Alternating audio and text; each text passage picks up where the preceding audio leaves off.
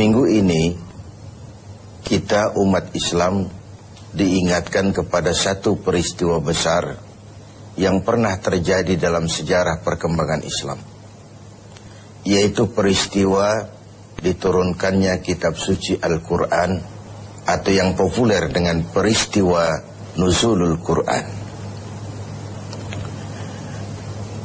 Setiap agama mempunyai kitab-kitab suci tentu. Orang Yahudi punya kitab Taurat. Orang Nasrani punya kitab Injil.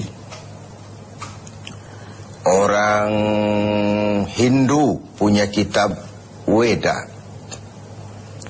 Orang Buddha punya kitab Tripitaka.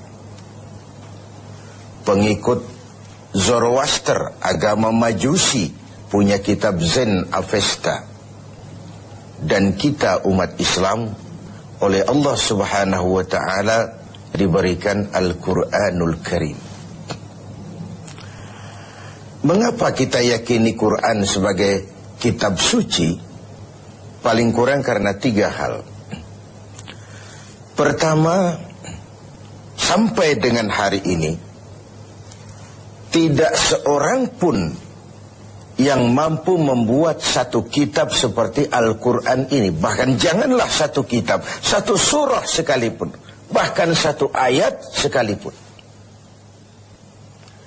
Sebuah kitab dinamakan suci kalau dia bebas dari intervensi manusia. Kalau memang Al-Quran adalah buatan seorang yang bernama Muhammad, yang Muhammad mampu melakukannya, orang lain juga tentu akan mampu.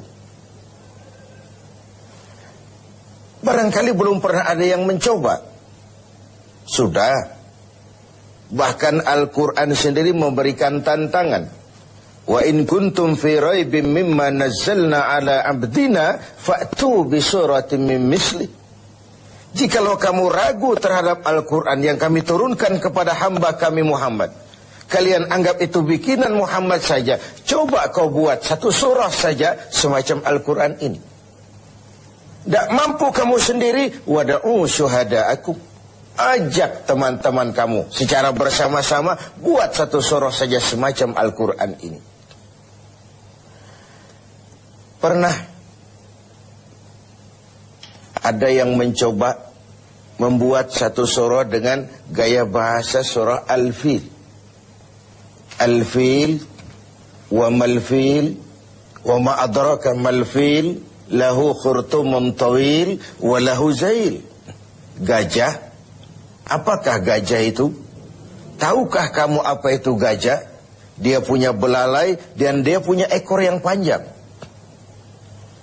Kalimatnya sudah berbentuk syair, tapi isi jauh panggang dari api. Karena yang namanya gajah, tidak perlu turun surah seperti itu pun orang ngerti kalau gajah mesti punya belalai dan mesti punya ekor. Jadi isi jauh panggang dari api. Surah semacam Al-Fil tadi dibuat oleh Musailamah Al-Kadzab.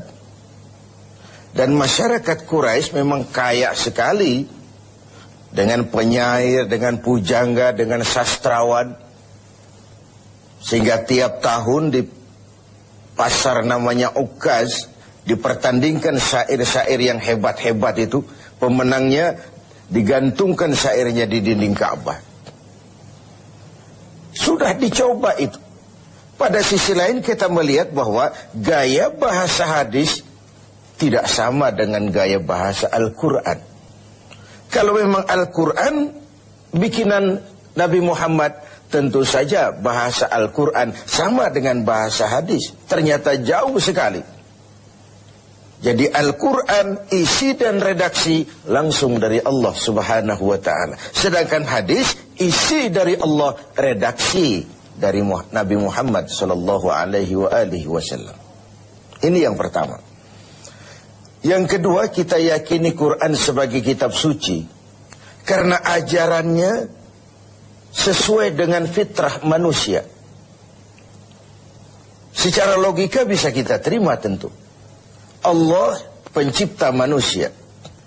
Allah tahu benar batas kemampuan maksimal yang dimiliki oleh manusia. Karena itu kitab suci yang diturunkan untuk manusia tentu sesuai dengan fitrah manusia itu sendiri.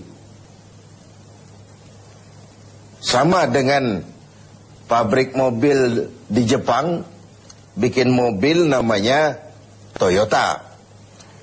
Seiring dengan itu dia keluarkan buku panduan tentang mobil Toyota.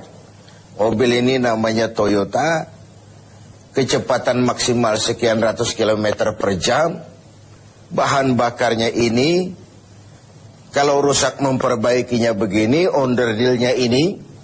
Karena pabriknya lah yang membuat mobil, pabriknya juga yang mengeluarkan buku petunjuk, tentu saja buku itu sesuai benar dengan mobilnya. Lalu tidak mungkin juga kita punya mobil Toyota rusak, kita perbaiki dengan buku panduan yang dikeluarkan oleh pabrik mobil Fiat misalnya. Tentu saja tidak cocok. Begitulah manusia. Jikalau dia ingin baik, jikalau dia ingin mencapai sukses dunia dan akhirat nanti, dia harus menggunakan buku petunjuk yang diturunkan oleh yang bikin manusia. Perintah Al-Quran, ajarannya sesuai dengan fitrah. Apabila kemampuan melaksanakan sebuah perintah berkurang, maka tekanan perintah pun biasanya menurun. Mari kita ambil beberapa contoh. Satu hari seorang sahabat datang menghadap Rasulullah sallallahu alaihi wasallam. Lalu berkata, "Halaktu ya Rasulullah." Ya Rasul, celaka benar saya. "Ma ahlakaka?" Apa yang bikin kau celaka? "Waqa'tu ala imra'ati fi Ramadan." Sedang puasa Ramadan, saya tidak kuat ya Rasul. Saya bergaul dengan istri saya. Begitu? Iya, ya sudah. Bayar dendanya. Apa ya Rasul? Bebaskan budak. Saya tidak punya budak ya Rasul. Benar? Benar. Kau puasa 2 bulan berturut-turut. Arti 2 bulan berturut-turut itu sudah 50 hari batal, ulang lagi dari hari pertama. Itu mutawalliyat, berturut-turut. Tidak kuat ya Rasul. Tidak kuat. Tidak kuat saya, 1 bulan saja saya tidak kuat, apalagi 2 bulan. Benar kau tidak kuat? Tidak kuat. Ya sudah. Kau beri makan fakir miskin 1 orang 1 mud. Ya Rasul. Jangankan memberi makan 60 fakir miskin. Istri saya di rumah sehari masak, sehari tidak. Saya orang miskin ya Rasul. Lagian terlalu juga ini orang. Sudah miskin berani melanggar peraturan. Rasul senyum kemudian masuk ke dalam kamar. Keluar kembali membawa sekeranjang kecil kurma. Bung, kalau kau tidak punya apa-apa di rumahmu, bawa pulanglah kurma ini, sedekahkan kepada orang-orang miskin di kampungmu sebagai pembayar dendamu. Ya Rasul, apalagi? Di kampung saya itu yang paling miskin saya. Terlalu betul orang ini. Marahkah Rasul mendengar ini? Beliau malah senyum makin mengembang lalu berkata, kalau memang begitu kondisimu, bawa pulanglah kurma ini, beri makan anak istrimu di rumah. Inilah watak dari perintah Al-Quran itu.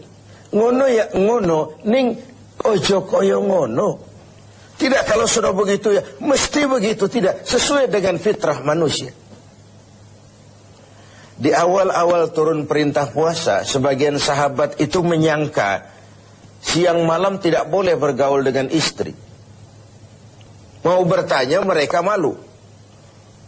Akhirnya ada juga yang nyerempet-nyerempet.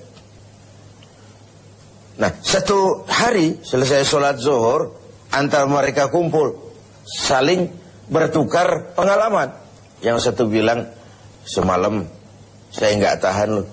Terus, ya saya nyelonong sama istri saya. Yang di sudut satu bilang, saya juga loh.